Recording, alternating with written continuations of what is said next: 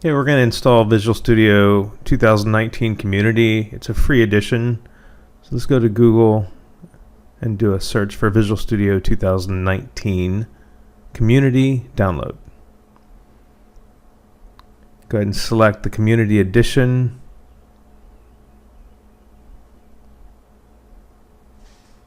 And once it downloads, go ahead and start the executable.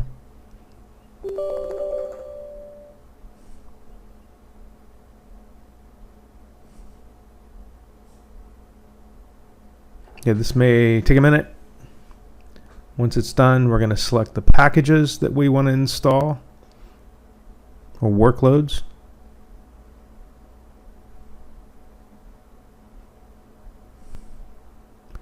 Okay, we're going to install a couple of the workloads for future development as well as for ASP.NET Core. Now the current version of .NET Core is 2.2. They are releasing the new version 3.0 this summer, and it's likely I'll do most of my development in 3.0 when it's released.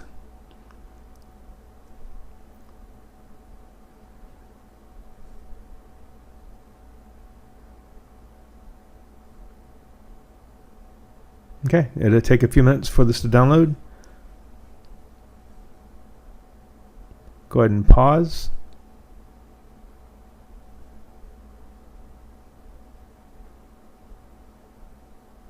Now that's done, it starts automatically. Go ahead and sign in to a Microsoft Live account.